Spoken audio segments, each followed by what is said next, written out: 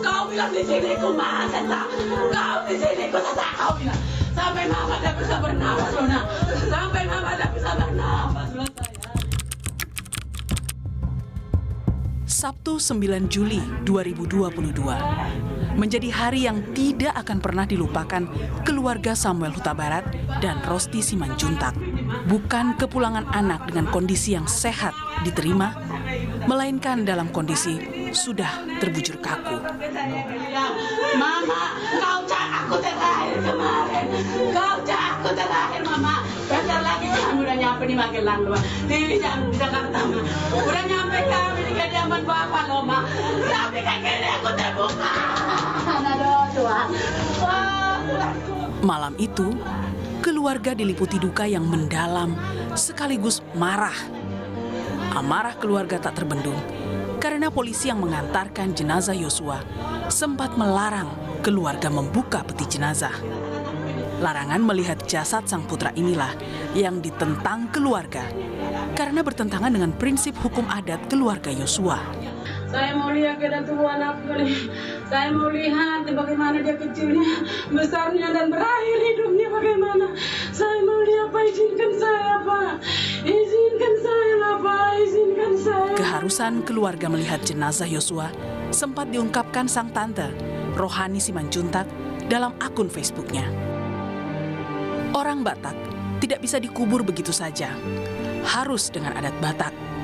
Jadi, satu orang pun tidak bisa menghalangi untuk melarang buka peti jenazah almarhum Brigpol Nofriansyah Yosua. Inilah alasan kuat kami harus melihat jenazah almarhum yang terakhir kalinya, apapun keadaannya. Keinginan keluarga melihat Yosua untuk terakhir kalinya pun terkabul.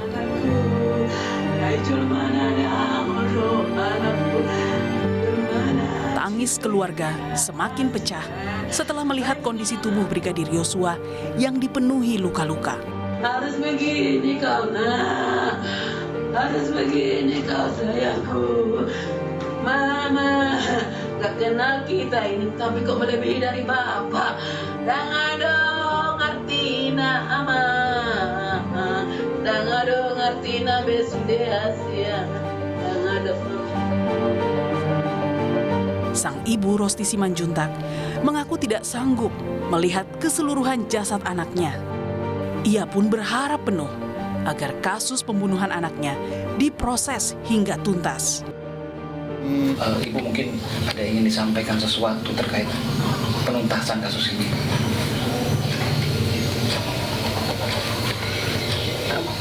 Yang berharga lebih dari itu, napas dan nyawa anak.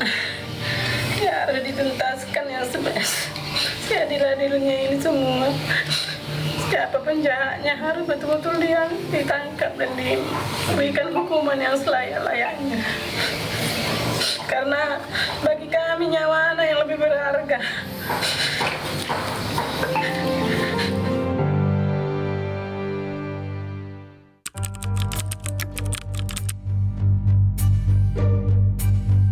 Menjawab rasa janggal keluarga atas kematian Yosua, polisi pun mengabulkan permintaan keluarga untuk dilakukan otopsi ulang pada 27 Juli. Bapak yang terkasih, dalam nama Tuhan Yesus Kristus, kami nyatakan kebenaran firman-Mu, Allah Immanuel.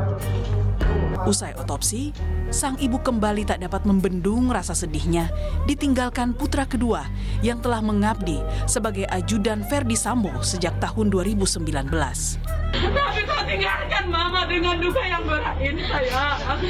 Kau tinggalkan membahayakan saya ini. Sampai di sinilah sayangmu sama Nah, sampai di sinilah sayangmu itu anakku. Sampai di sinilah sayangmu. Ya setiap hari, nak. Kalau kau nggak lihat Mama itu. Almarhum Brigadir Yosua pun dimakamkan kembali secara kedinasan.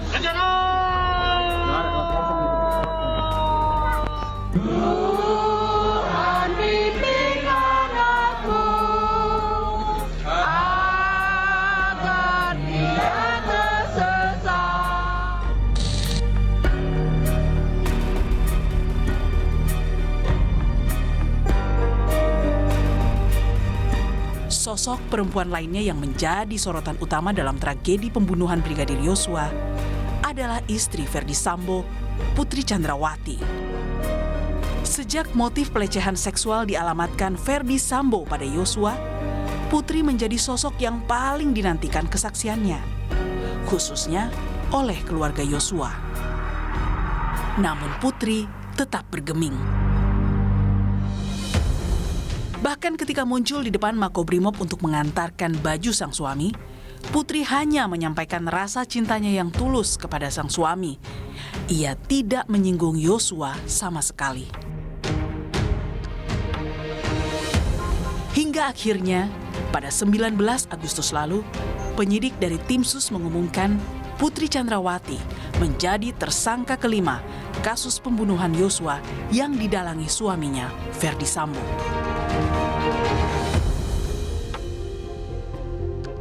Kabareskrim Komjen Agus Andrianto mengatakan, Putri Chandrawati berada di lantai 3 rumah pribadi di Jalan Saguling 3 saat suaminya Ferdi Sambo meminta kesanggupan Ricky Rizal dan Richard Eliezer untuk menembak Brigadir Yosua.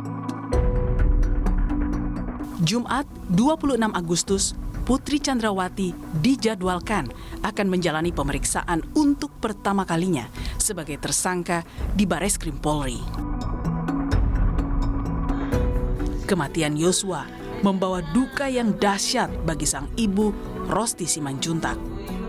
Namun ironisnya, sang ibu angkat Putri Chandrawati justru diduga menjadi bagian dari pembunuhan berencana terhadap ajudan andalannya, Yosua Huta Barat.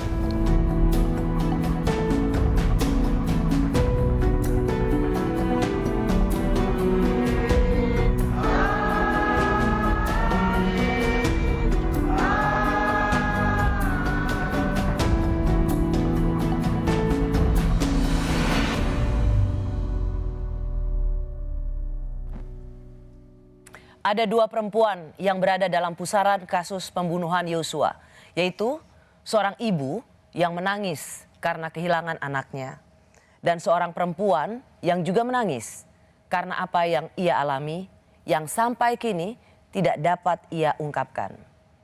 Hari Jumat 26 Agustus, Putri Chandrawati, istri Sambo yang sudah jadi tersangka, akan diperiksa penyidik. Kejujuran seperti apa yang dapat ia katakan? Saya mengundang Guru Besar Universitas Indonesia sekaligus pengajar gender dan hukum, yaitu Profesor Sulistyowati Irianto, untuk membahas bagaimana sosok kedua perempuan dalam kasus pembunuhan Yosua. Prof, terima kasih sudah bersama Rosi. Terima kasih sudah diundang. Prof Sulis, ada dua perempuan yang saya sebut sebagai tokoh sentral dalam kasus pembunuhan Yosua ini. Tadi kita sudah lihat soal Ibu Yosua, dan juga kita lihat Ibu Putri, istri Sambo. Saya ingin mulai dulu dengan Ibu Putri Chandrawati, istri Sambo, karena hari Jumat 26 Agustus ia diperiksa polisi. Kalau kita flashback, mengapa Yosua terbunuh, ditembak hingga mati? Karena ada pelecehan seksual. Memang bergeser, tidak lagi di TKP di Duren 3, tapi kemudian tetap bersikeras di Magelang, versi keterangan Ferdi Sambo. Pertanyaan saya adalah bagaimana Prof Sulis melihat seorang perempuan dalam hal ini, istri Sambo, perempuan yang berhadapan dengan hukum? Terima kasih untuk pertanyaannya.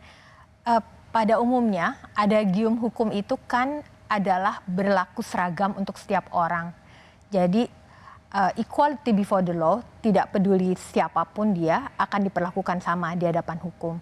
Namun di dalam banyak kasus-kasus yang nyata, juga dari penelitian-penelitian, ditunjukkan bahwa ketika perempuan menjadi subjek hukum yang berhadapan dengan hukum, itu bisa ada bias-bias di dalam praktek dia ditanya-tanya oleh hakim, kemudian bagaimana dia diperlakukan. Prof Sulis juga melihat ini sudah terjadi pada Putri Chandrawati? Belum, tapi secara umumnya semacam itu. Di samping itu juga rumusan hukum itu sering tidak mengakomodasi kebutuhan atau keberadaan realitas perempuan karena dirumuskan oleh perumus hukum yang pakai kacamata patriarkis, mengutamakan norma laki-laki.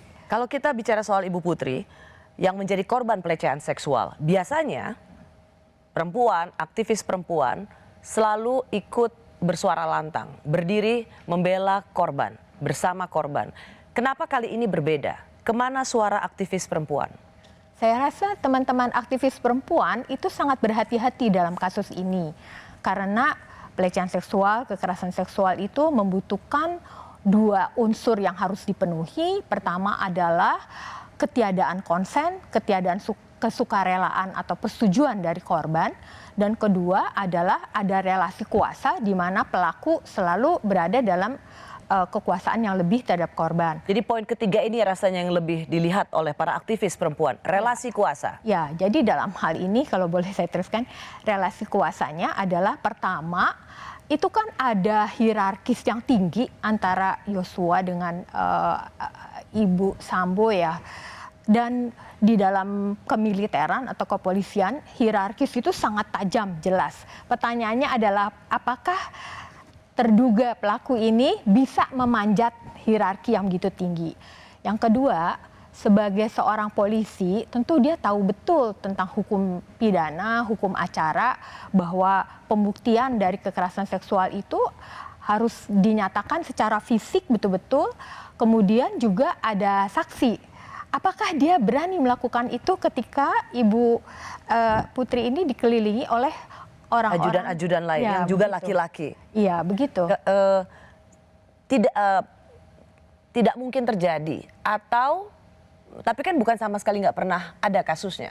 Ini tidak dipercaya sebagai kasus pelecehan seksual karena tidak ada relasi kuasa di situ. Apakah ini artinya juga nggak pernah terjadi atau bukan berarti tidak ada? Ya, secara prinsip dasar konsep kekerasan seksual harus ada dua unsur itu. Kalau enggak berarti bukan gitu, bukan kekerasan seksual. Oke, itu menjelaskan mengapa suara aktivis perempuan yang biasanya berdiri untuk membela korban pelecehan seksual kali ini berbeda. Iya, jadi kalau bicara soal perempuan itu kan bukan yang semua perempuan identitasnya tunggal dan seragam, melainkan perempuan itu beragam-ragam. Jadi siapa perempuan yang mengalami diskriminasi atau kekerasan? Ada, kalau dari teori yang lama itu dikatakan semua perempuan karena seksualitasnya dia pasti akan mengalami itu. Tetapi di dalam perkembangannya tidak semua perempuan mengalami diskriminasi dan kekerasan, tergantung dia siapa. Jadi di situ ada status sosialnya. Dan kita lihat di sini perempuan seperti Ibu Putri Sambo, Anda ingin katakan tidak mungkin mendapatkan perlakuan diskriminasi hingga pelecehan seksual oleh ajudannya sendiri. Oke. Meski jarang tampil bicara, ada seorang ibu yang paling menangis karena kehilangan putranya. Apa peran perempuan yang membuat kasus ini terkuak dan diketahui publik? Saya sekali lagi turut prihatin, Ibu. Ibu mungkin ada ingin disampaikan sesuatu terkait penuntasan kasus ini.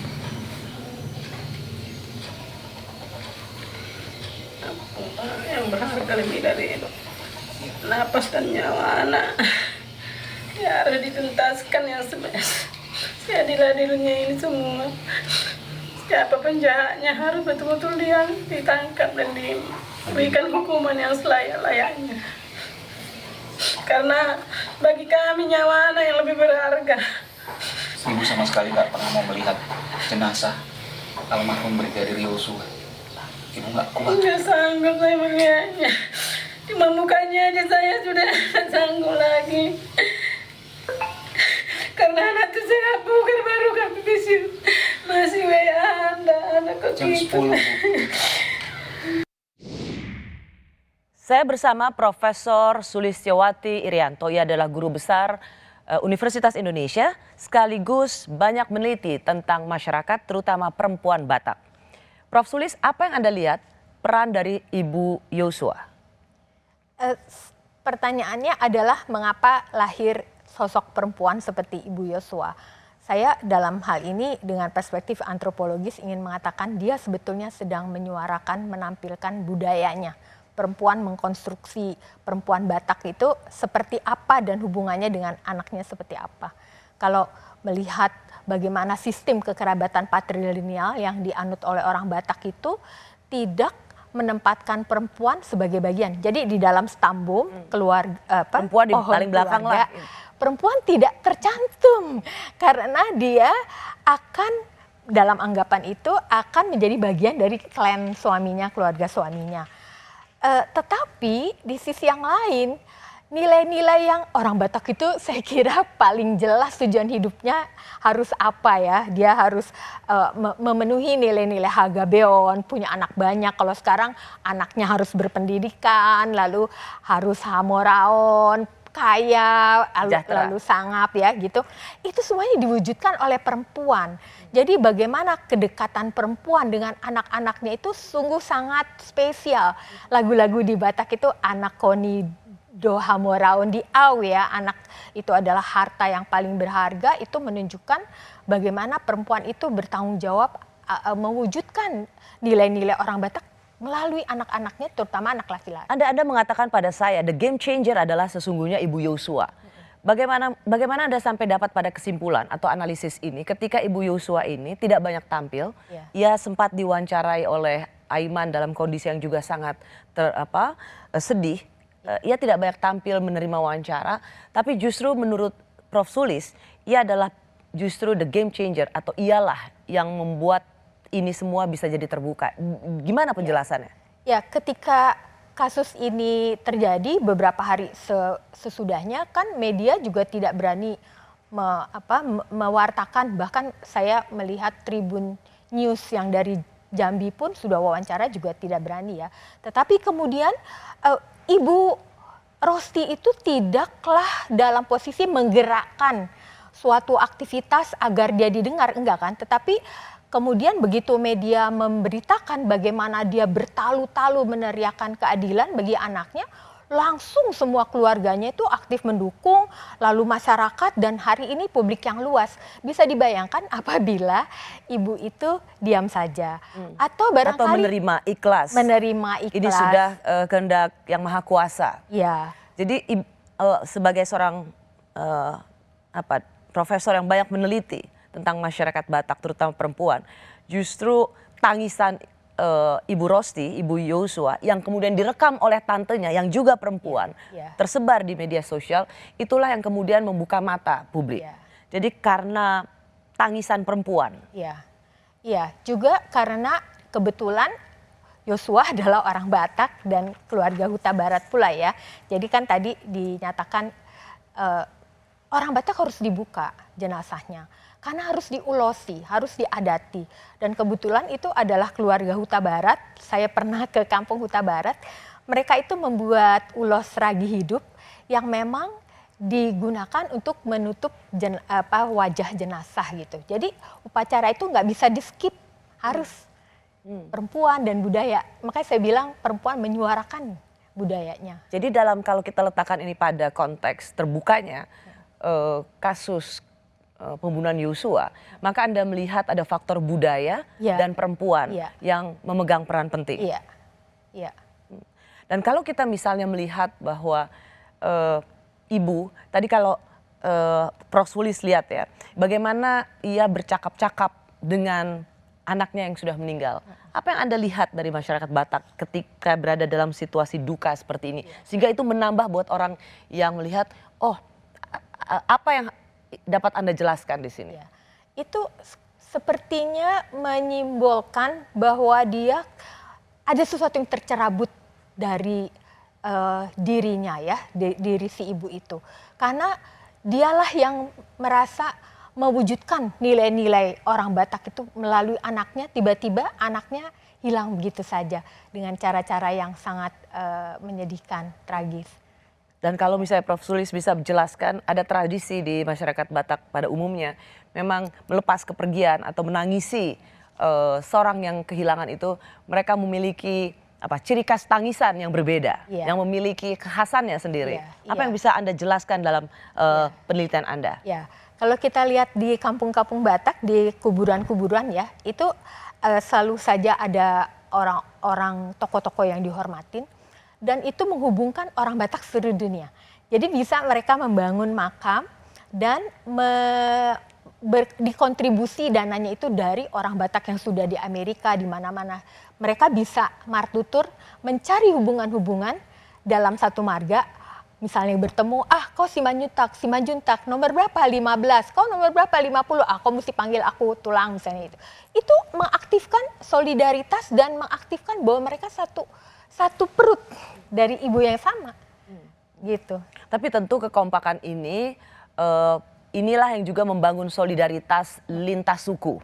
Ya. Karena supaya ini kita tidak dilihat bahwa ini hanya berbasis kesukuan, tetapi memang ini diawali dari satu budaya yang memiliki ciri khasnya sendiri, dan kemudian membangun solidaritas, dan itu melampaui lintas agama dan lintas suku. Momen dilarang melihat jenazah jadi momen pembuka kotak Pandora. Jika ini tidak terjadi, bisa jadi terbunuhnya Yosua hanya jadi kematian biasa.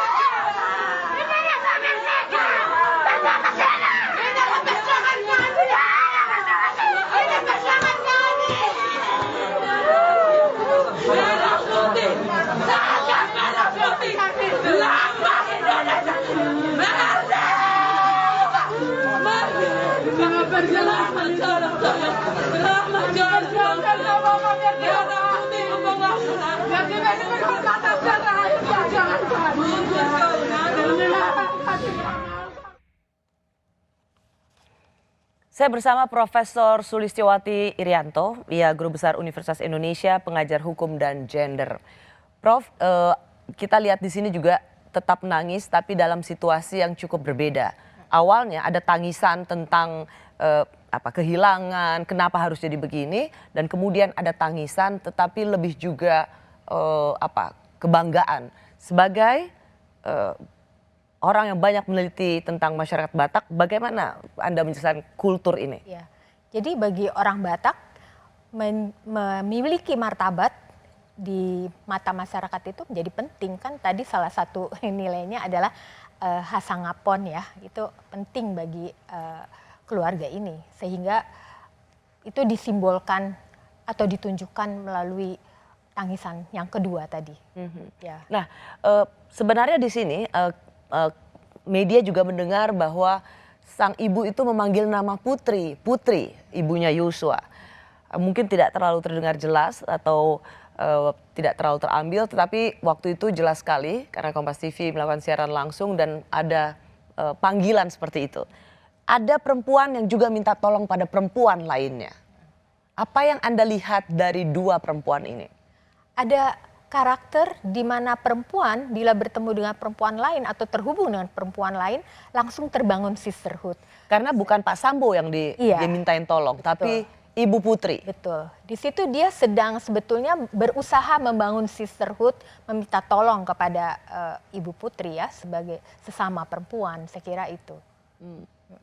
Nah, kalau kita misalnya bicara soal kultur tadi saya ingin mengambil lagi poin dari Prof. Suli soal Ibu Yosua dan kemudian kedua tantenya yang membuat peristiwa ini jadi terbuka dan mendapat sorotan publik yang lebih luas lagi.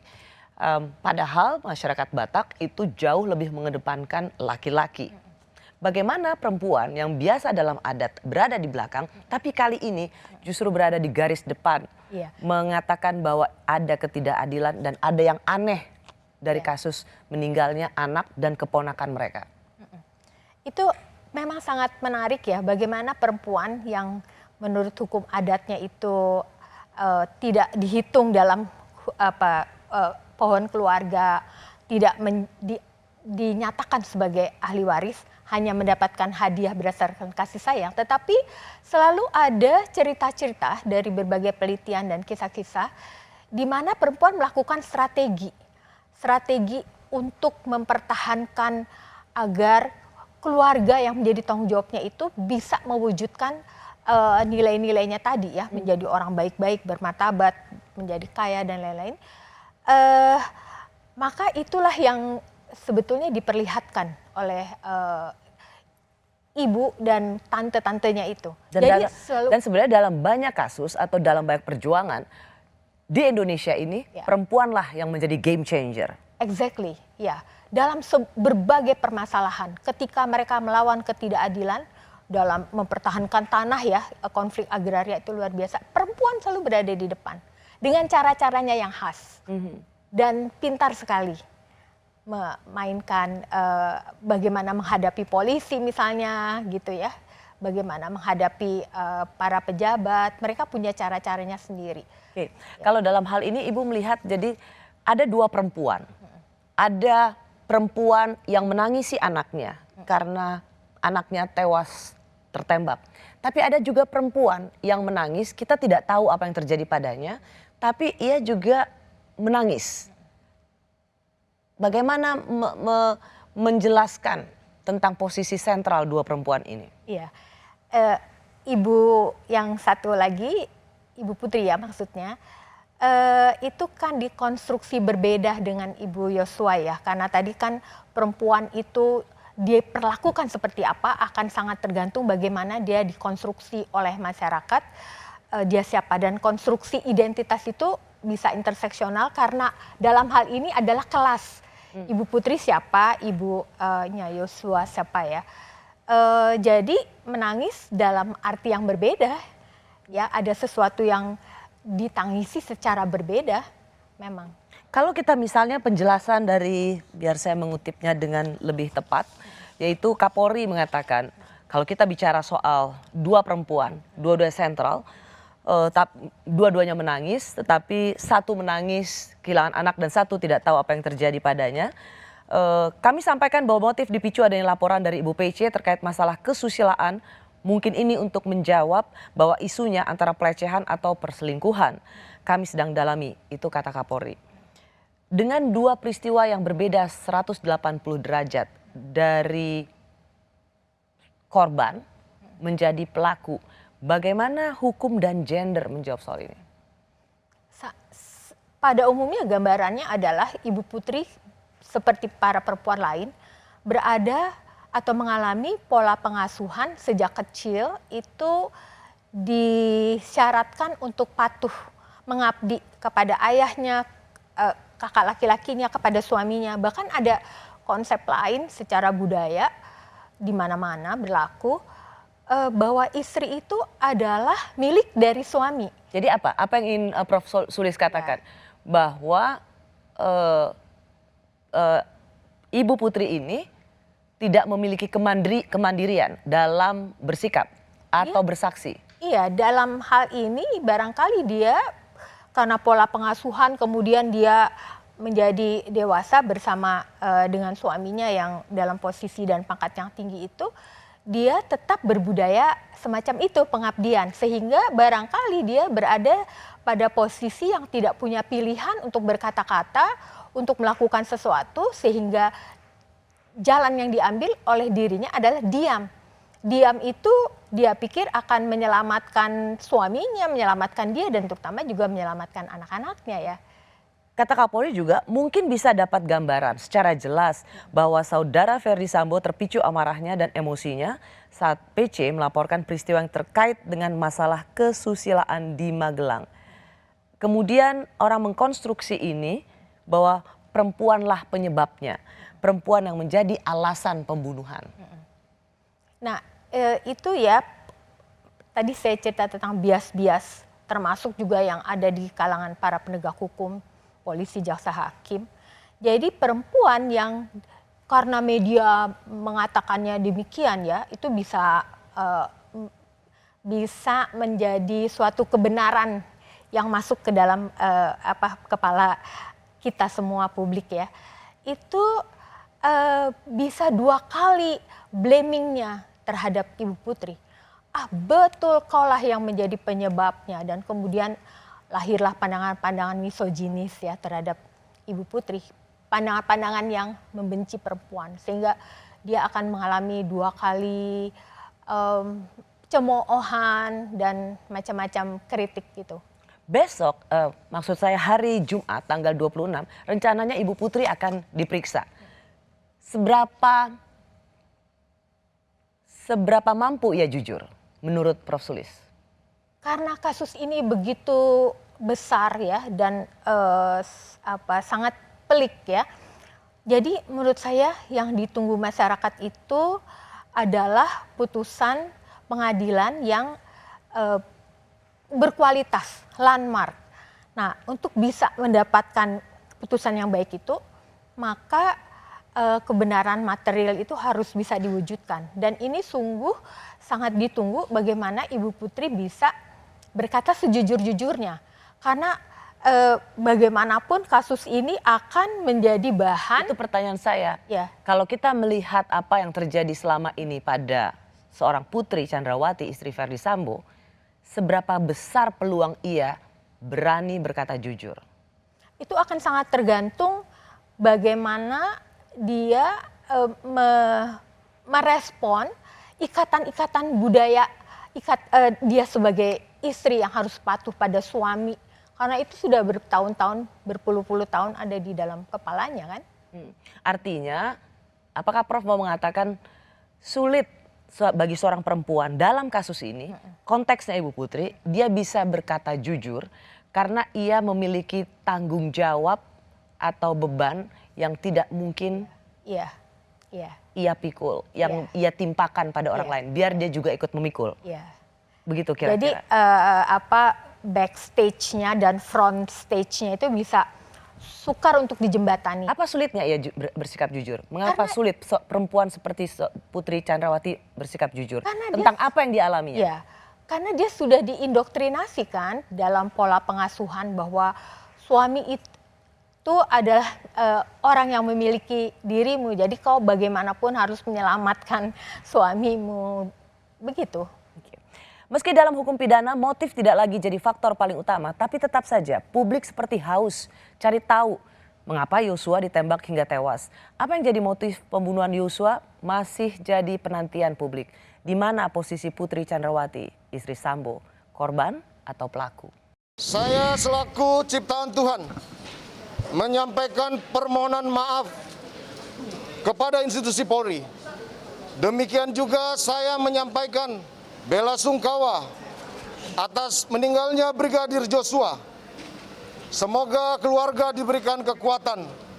Namun semua itu terlepas dari apa yang telah dilakukan saudara Joshua kepada istri dan keluarga saya.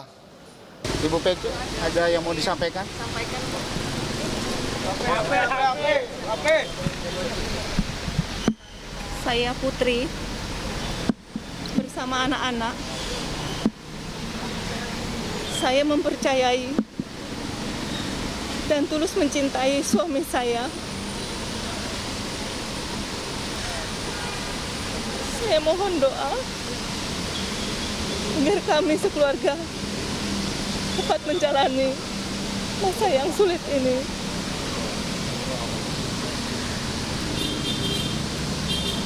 Dan saya ikhlas memaafkan segala perbuatan yang kami dan keluarga alami.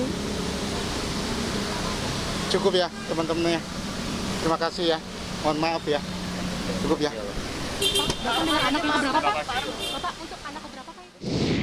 Prof. Sulis sebagai pengajar hukum dan gender. Kalau kita lihat dua, ini sepasang suami istri memberikan pernyataan dalam kesempatan yang berbeda. Satu begitu lantang, berani, dan satu tertekan dan menangis. Kalau kita membaca reaksi publik yang tercermin dalam sosial media misalnya, respons pada Sambo itu juga tercermin, lantang, berani. Mungkin dia memang membela kehormatannya, martabatnya, karena keberanian dia dalam bersuara dan tetap lantang. Tetapi ketika perempuan menangis dengan tertekan, tetapi respons masyarakat juga air mata buaya, dasar acting, perempuan sebagai penyebab pembunuhan, perempuan yang menjadi aktor dari matinya Joshua. Apa yang Anda lihat dari reaksi masyarakat terhadap dua statement Ya. pasangan suami istri ini?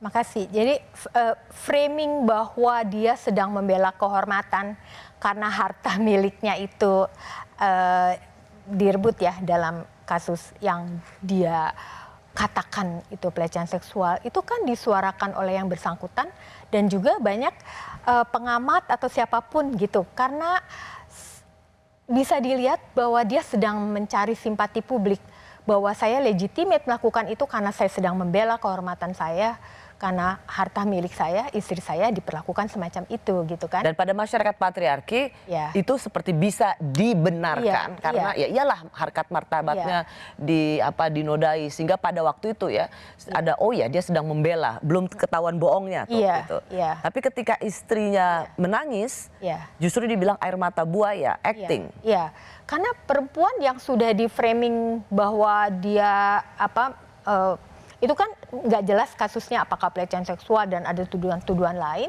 itu langsung 2 kali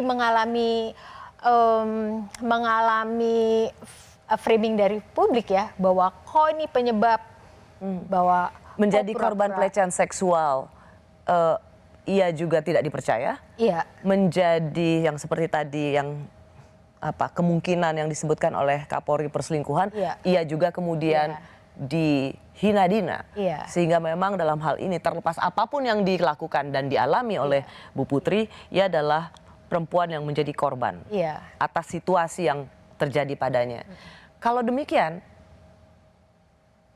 mengapa tidak ada, sekali lagi saya ingin dapatkan gambaran, mengapa tidak ada keberanian dari seorang Putri Chandrawati sampai sejauh ini untuk berkata jujur, untuk mengatakan apa yang sesungguhnya terjadi pada dirinya? Iya. Bukankah ini bisa melepaskan dia dari jerat hukum? Ya, kita berharap bahwa dia akan menyampaikan kejujuran-kejujuran itu, dan tentu akan sangat tergantung pada bagaimana proses sidang nanti, bagaimana kepandaian dari jaksa ya untuk membongkar itu semua. Tapi juga dalam hal ini kediaman dia barangkali bisa dilihat sebagai coping mechanism. Dia merasa zona nyamannya dia adalah diam, gitu mungkin. Atau orang juga menganalisa pura-pura, acting. Ya bisa juga masyarakat kan membenci perempuan 2 kali lebih besar daripada laki-laki. Kalau Anda yang sebagai pengajar hukum dan gender, apa yang Anda lihat dari Bu Putri ini? Apakah diamnya dia itu acting sebagai aktor yang sesungguhnya ikut merencanakan pembunuhan, proaktif untuk memberikan imbalan pada ajudannya untuk menghabisi Joshua, atau dia perempuan yang memang tidak memiliki kemandirian untuk mengatakan apapun yang terjadi, sehingga dia memilih diam? Ya, saya kira memilih diam itu adalah suatu zona yang kedua tadi, yang dikatakan bahwa dia kurang mampu untuk mengatakan hal-hal yang tidak berada dalam kendali suaminya.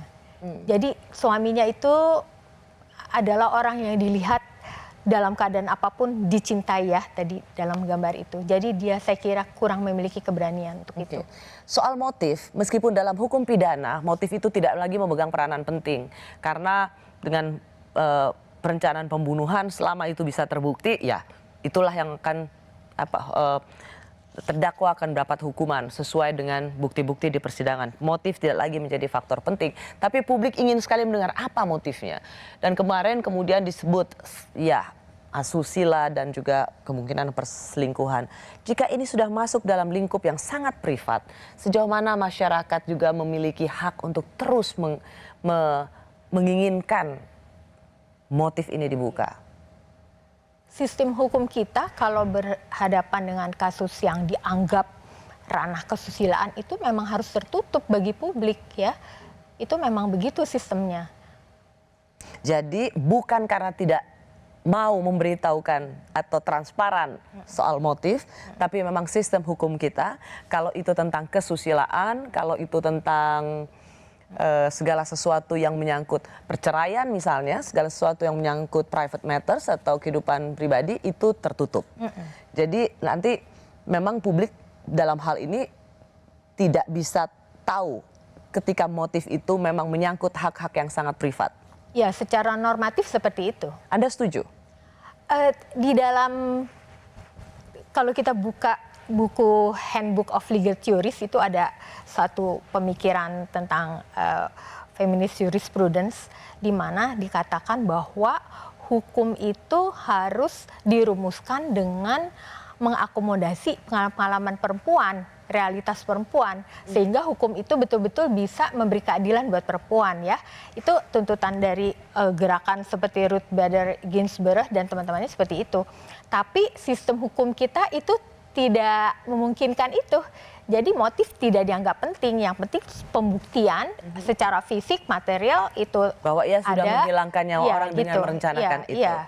Tetapi saya kira di Belanda tidak begitu lagi. Kita kan selalu bilang, oh kita kan pakai sistem hukum Belanda. Sementara di Belanda tidak begitu lagi. Oke, terakhir pertanyaan saya, Prof. Sulis sebagai orang yang banyak mendorong adanya hukum yang memberikan keadilan pada korban-korban pelecehan seksual dalam kasus ini, jika memang tidak terbukti ada kasus pelecehan seksual, apa yang Anda cemaskan dengan contoh soal seperti ini?